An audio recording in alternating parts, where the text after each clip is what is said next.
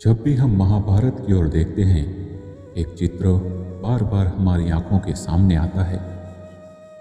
मध्य युद्ध भूमि पर एक रथ, उस रथ पर अर्जुन धनुष नीचे खड़े किए और उनके सामने खड़े श्री कृष्ण, जो सारथी बनकर उनके जीवन का सबसे बड़ा ज्ञान दे रहे हैं। पर सवाल ये है, श्री कृष्ण ने पांडवों में से सिर्फ अर्जुन को ही क्यों चुना? वो भी एक योद्धा नहीं बल्कि एक सारथी बनकर। और सबसे बड़ा प्रश्न, उन्होंने गीता का अमृत सिर्फ अर्जुन को ही क्यों पिलाया? आज हम इन सवालों के जवाब ढूंढेंगे, न केवल धार्मिक दृष्टिकोण से बल्कि उस गहराई से जहाँ मानवता, कर्म और आध्यात्म एक साथ खड़े होते हैं। अर्जुन सिर्फ एक योद्धा नहीं थे, वे एक भावुक इंसान भी थे। जब युद्ध की शुरुआत हुई, उन्होंने धनुष नीचे रख दिया और कहा, गोविंद, मैं अपने ही कुल के लोगों से कैसे युद्ध करूं? एक तरफ द्रोणाचार्य जो उनके गुरु थे, दूसरी ओर भीष्म पितामह जो उनके दादा के समान थे, और सामने उनके ही भाई कौरव। युद्ध से पहले अर्जुन की आत्मा रो पड़ी थी। उन्होंने सिर्फ युद्ध नहीं देखा, उन्होंने अपनों को मरते हुए देखा। यही वो क्षण था जब श्री कृष्ण मुस्कुराए, क्योंकि जिस मनुष्य के भीतर सवाल उठते हैं उसी को उत्तर दिया जा सकता है। द्रौपदी की चीरहरण के समय जब कोई नहीं बोला, तब भी अर्जुन के मन में प्रश्न उठा, कृष्ण कहाँ हो? श्री कृष्ण जानते थे अर्जुन प्रश्न करेगा और मैं उत्तर बनूंगा। वो जानते थे कि अर्जुन की चेतना तैयार है उस ब्रह्म ज्ञान को समझने के लिए।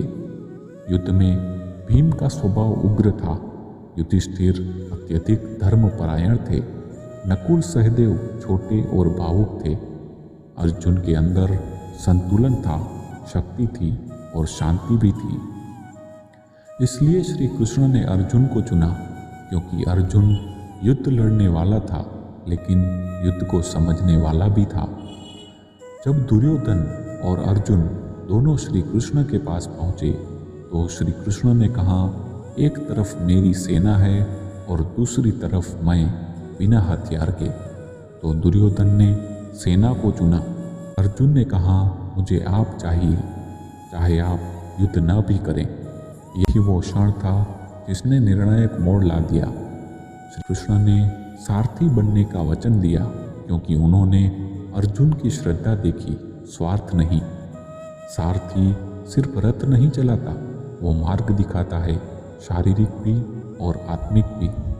कृष्ण ने जब अर्जुन का रथ चलाया तो वो केवल रणभूमि में नहीं चला रहे थे, बल्कि अर्जुन के भीतर के द्वंद्व, भ्रम और मोह को भी चला रहे थे।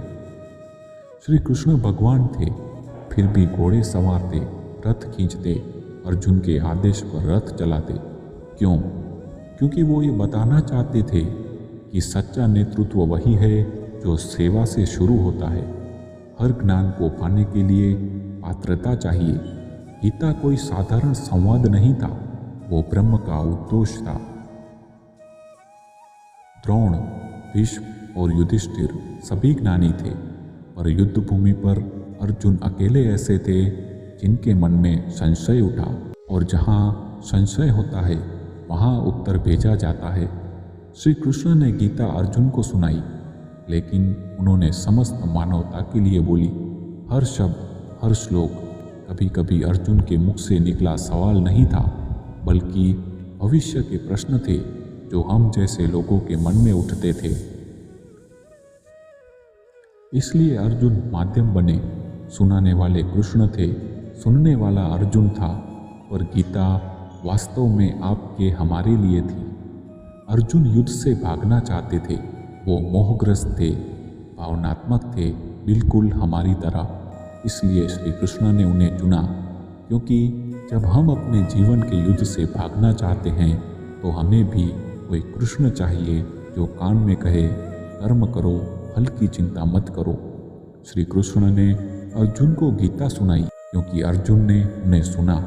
आज भी अगर हम अपने जीवन के युद्ध में भ्रमित हैं तो बस एक काम करें, मन का धनुष नीचे रखें और अपने भीतर के कृष्ण की ओर देखें। वो आज भी वही है, सारथी बनने को तैयार। बस एक बार पुकारिए, हे कृष्ण, अब आप ही मेरे रथ को चलाइए। अगर आपको ये कथा स्पर्श कर गई हो तो इसे सिर्फ सुनकर मत रखिए, इसे महसूस कीजिए और किसी ऐसे को भेजिए जो जीवन के किसी युद्ध में अकेला खड़ा है। जय श्री कृष्ण।